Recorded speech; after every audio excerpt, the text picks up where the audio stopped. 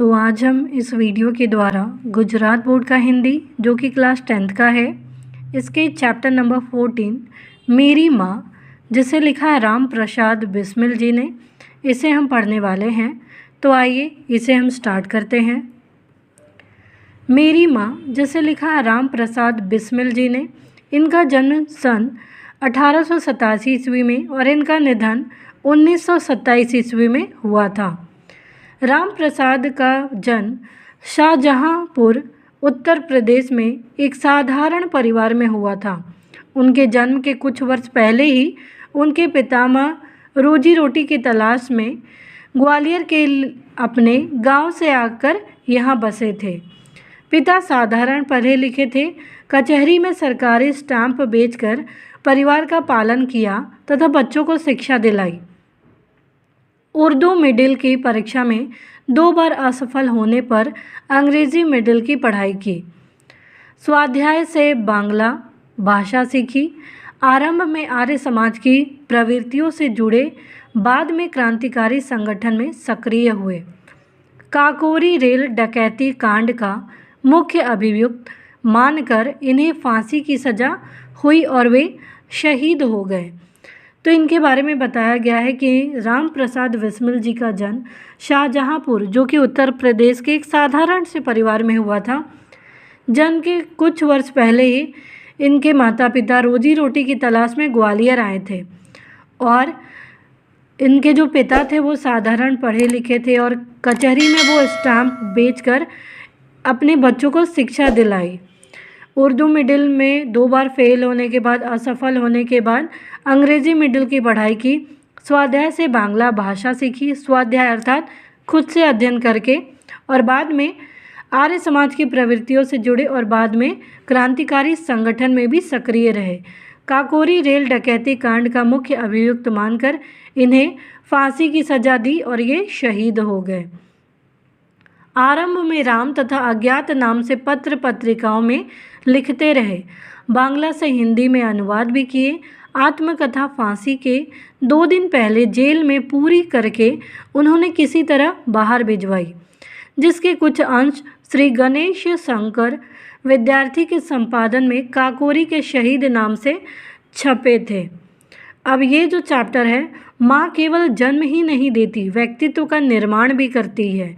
अपनी आत्मकथा के इन अंशों में प्रसिद्ध क्रांतिकारी राम प्रसाद बिस्मिल अपने जीवन निर्माण में अपनी माँ के अवर्णनीय योगदान के प्रति नतमस्तक होते हैं और जन्म जन्मांतर में उनके ऋण से ओऋण होने की कोई संभावना नहीं दिखाई देती है। तो जो माँ होती है सिर्फ जन्म नहीं देती बल्कि व्यक्तित्व का निर्माण भी करती है। तो अपनी आत्मकथा के इन अंशों में इन्होंने बताया कि क्रांतिकारी राम प्रसाद बिस्मिल अपने जीवन निर्माण में अपनी माँ का योगदान मानते हैं, उनके प्रति नतमस्तक है और कहते हैं कि जन्मों जन्मों तक उनके ऋण से वे निकल नहीं सकते हैं या उनका ऋण वो चुका नहीं सकते हैं। यहाँ पे बताया गया है कि लखनऊ कांग्रेस में जाने के लिए मेरी बड़ी इच्छा थी। दादी जी और पिताजी तो विरोध करते रहे, किंतु माताजी ने मुझे खर्च दे दिया कि जाओ। उसी समय शाहजहाँपुर में सेवा समिति का आरंभ हुआ था। मैं बड़े उत्साह के साथ सेवा समिति में सहयोग देता था। पिताजी और दादी जी को मेरे इस प्रकार के कार्य अच्छे न लगते थे, किंतु माताजी मेरा उत्साह भंग न होने देती थी, जिसके कारण उन्हें अक्सर पिताजी की डांट फटकार और दंड सहन करना पड़ता था, क्योंकि उनको पसंद नहीं था इनका ये काम करना लखनऊ कांग्रेस में जाने के लिए। वास्तव में मेरी माताजी देवी हैं। मुझ में जो कुछ जीवन तथा साहस आया वह मेरी माताजी तथा गुरुदेव श्री सोमदेव जी की कृपा का ही परिणाम है। दादी जी और पिताजी मेरे विवाह के लिए बहुत अनुरोध करते रहे, किंतु माताजी यह कहती कि शिक्षा पा चुकने के बाद ही विवाह करना सही है, उचित है। माताजी के प्रोत्साहन तथा सद्व्यवहार ने मेरे जीवन में वह दृढ़ता उत्पन्न की कि किसी आपत्ति तथा संकट के आने पर भी मैंने अपने संकल्प को न त्यागा। जो इनकी इच्छा थी लखनऊ कांग्रेस में जाने की, उसमें इनके परिवार वाले नाखुश थे, लेकिन इनकी माँ ने इनका पूरा सहयोग दिया और विवाह भी शिक्षा के बाद ही करना उचित माना। इसके लिए उनको उनके परिवार से डांट फटकार भी मिलती थी, दंड भी सहन करना पड़ता था, लेकिन वो सारी चीज़ें करती थी। तो इन्होंने अपनी माताजी और गुरुदेव श्री सोमदेव जी की कृपा का ये परिणाम है कि इनमें दृढ़ साहस आया। एक समय मेरे पिताजी दीवानी मुकदमे में किसी पर दावा करके वकील से कह गए थे कि जो काम हो वह मुझसे करा ले। कुछ आवश्यकता पड़ने पर वकील साहब ने मुझे बुला भेजा और कहा कि मैं पिताजी के हस्ताक्षर वकालतनामे पर कर दूं। मैंने तुरंत उत्तर दिया कि यह तो धर्म विरुद्ध है, इस प्रकार का पाप मैं कदापि नहीं कर सकता कि पिताजी का सिग्नेचर हस्ताक्षर मैं कैसे करूं। वकील साहब ने मुझे बहुत समझाया कि मुकदमा खारिज हो जाएगा, किंतु मुझ पर कुछ भी प्रभाव न हुआ, न मैंने हस्ताक्षर किए। अपने जीवन में हमेशा सत्य का आचरण करता था, चाहे कुछ भी हो जाए, सत्य बात ही कहता था। 11 वर्ष की उम्र में माताजी विवाह कर शाहजहांपुर आई थी। उस समय वह नितांत अशिक्षित एक ग्रामीण कन्या के समान थी। अपनी माताजी के बारे में बता रहे हैं। शाहजहांपुर आने के थोड़े दिनों बाद दादी जी ने अपनी छोटी बहन को बुला लिया। उन्होंने माताजी को गृह कार्य की शिक्षा दी। थोड़े दिनों में माताजी ने घर के सब काम काज को समझ लिया और भोजनादि का काम ठीक ठीक प्रबंध करने लगी। मेरे जन्म होने के 5 या 7 वर्ष बाद उन्होंने हिंदी पढ़ना आरंभ किया। तो कितना लगन था। पढ़ने का शौक़ उन्हें खुद ही पैदा हुआ। मोहल्ले की सखी सहेली जो घर पर आया करती थी, उन्हीं में जो शिक्षित थी, माताजी उनसे अक्षर बोध सीखती थी, अक्षर लिखना। इस प्रकार घर का सब काम कर चुकने के बाद जो कुछ समय मिल जाता उसमें पढ़ना लिखना करती। परिश्रम के बल से थोड़े दिनों में ही वह देवनागरी पुस्तकों का अध्ययन करने लगी। मेरी बहनों को छोटी आयु में माताजी ही शिक्षा दिया करती थी। जब से मैंने आर्य समाज में प्रवेश किया, माताजी खूब वार्तालाप होता माताजी से। उस समय की अपेक्षा अब उनके विचार भी कुछ उदार हो गए हैं। यदि मुझे मेरी माता न मिलती तो मैं भी अति असाधारण मनुष्यों की भांति संसार चक्र में फंसकर जीवन निर्वाह करता। शिक्षा आदि के अतिरिक्त क्रांतिकारी जीवन में भी उन्होंने मेरी वैसी ही सहायता की। तो किस तरीके से इनकी माँ ने इनका पूरा सहयोग दिया, जैसे मेजनी को उनकी माता ने की थी। माताजी का सबसे बड़ा आदेश मेरे लिए यही था कि किसी की प्राण हानि न हो। उनका कहना था कि अपने शत्रु को भी कभी प्राणदंड न देना। उनके इस आदेश की पूर्ति करने के लिए मुझे मजबूरन 2-1 बार अपनी प्रतिज्ञा भंग भी करनी पड़ी कि प्राण हानि नहीं करना, और इन्होंने इनसे ये चीज़ें करनी पड़ी। जन्मदात्री जननी, इस जीवन में तो तुम्हारा ऋण उतारने का प्रयत्न करने का अवसर न मिला। इस जन्म में तो क्या, यदि मैं अनेक जन्मों में भी सारे जीवन प्रयत्न करूं तो भी तुमसे ऋण नहीं हो सकता। तुम्हारे ऋण से, तुम्हारे कर्ज से मैं बच नहीं सकता हूँ। जिस प्रेम तथा दृढ़ता के साथ तुमने इस तुच्छ जीवन का सुधार किया वह अवर्णनीय है। कितने अच्छे से तुमने मुझे पाला पोसा, शिक्षा दी, मेरे जीवन को संवारा। तो इसके लिए जीवन में कुछ भी ये कर दे वो नहीं किया जा सकता, इनका कर्ज नहीं चुकाया जा सकता। मुझे जीवन की प्रत्येक घटना का स्मरण है कि तुम जिस प्रकार अपने देववाणी का उपदेश करके मेरा सुधार किया है।